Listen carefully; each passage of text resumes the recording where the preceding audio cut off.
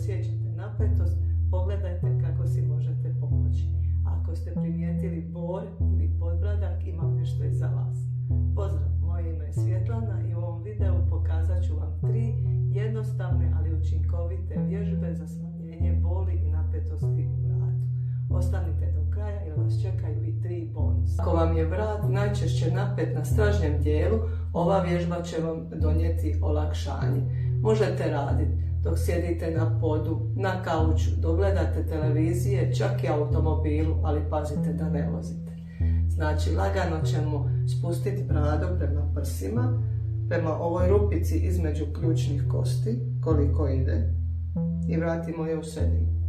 Znači, lagano je spuštamo do maksimalnog pokreta.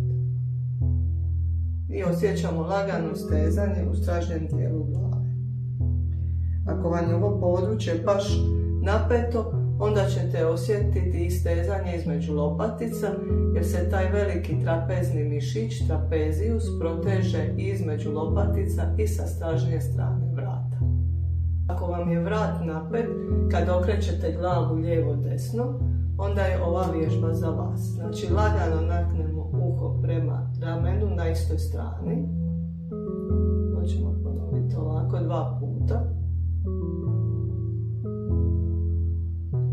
I onda ćemo se nagnuti na jednu stranu, ispružit ćemo ruku i s drugom rukom ćemo lagano prihvatiti čelo i kao da vučemo glavu prema laktu te ruke koja drži čelo. I osjećamo lagano istezanje u bočnom dijelu vrata. I onda lagano okrenemo pogled prema pazuhu i istežemo stražnji dio vrata. I onda lagano okrenemo put gore i istežemo prednji dio, bočni dio vrata. I vratimo se u sredinu. I onda nagnemo na drugu stranu, prihvatimo rukom glavu, ispružimo drugu ruku, tako malo ostanemo, onda okrenemo glavu prema pazuhu ruke koja drži glavu, pa onda prema plafonu i tako istežemo i stražnji i prednji bočni dio. I vratimo se u sredinu.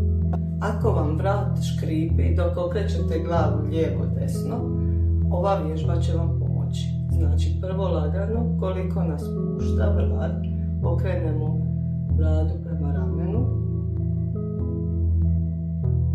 Možda ćete osjetiti nekako lagano šuškanje u tome vratu. I onda uhvatimo zada jednu ruku drugom i povučemo je. Znači, ako desnom rukom uhvatimo lijevu, onda okrenemo bradu u desnu stranu i pojačamo stezanje. I malo dišemo u tom položaju. I onda vratimo vrat u sredinu i sa lijevom rukom zada uhvatimo desni dlan, povučemo ga u lijevo i okrenemo bradu u lijevu stranu. I zadržimo se par trenutaka.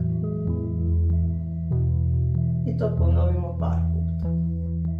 Ako vam bolan vrat ili je dosta napet, onda da ne bi pogoršali ozljedu, odnosno tu napetost, možete staviti kažiprst na bradu i onda tim kažiprstom lagano gurate bradu gore dole i to za dužinu prednjeg zgloba kažiprsta.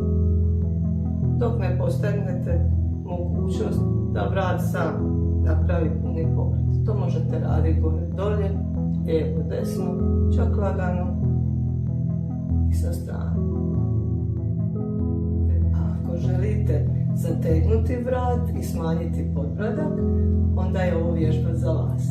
Znači, u sredini smo i lagano zabacimo glavu natrag. Osjetit ćete zatezanje u prednjem dijelu vrata. Možemo ponoviti par puta. Možete i kombinirati sa onom prvom vježbom i spustiti glavu do prsa. Za jači intenzitet vježbe zabacimo glavu i onda donju čeljust izbacimo i malo prebacimo preko donjih zuba. Osjetit ćete baš stezanje u ovom području podbratka.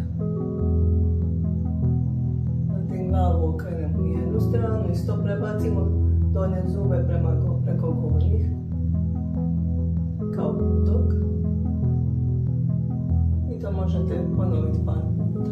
Onda tako, dok je glava zabačena, stavimo palčeve ispod brade i malo lagano masiramo to područje.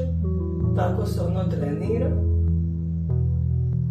I možete uhvatiti čeljust sa kažiprstima, savijenim i nastaviti klizit. Treniramo cijelo ovo područje i utječemo na bolju definiciju čeljusti. Za jačinu opustiti vrat, ova masaža će vam sigurno pomoći. Ako vas boli vrat ili je napet, ova lagana i jednostavna masaža će vam super pomoći. Znači, isprepletemo prste i stavimo ih na zatiljak. Isprepletemo prste i stavimo ih na zatiljak i onda stavimo, malo nagnemo glavu prema dole i ovdje ćete osjetiti između kralježa i iza kralježnice jedan lagani kao udor. Tu stavimo prste, palac i onda lagano okrećemo u jednom smjeru, lagani pritisak i u drugom. I onda lagano samo povučemo kožu prema van i spustimo se. I onda 3 puta na jednu stranu, 3 puta na drugu i lagano razvučemo. I tako se spuštamo do dna vrata.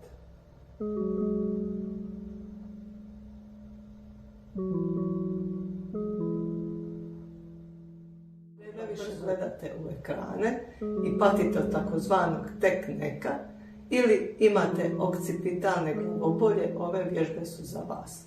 Znači, isprepletemo prste, stavimo ih na zatiljak i lagano rukama guramo glavu i glavom guramo ruke.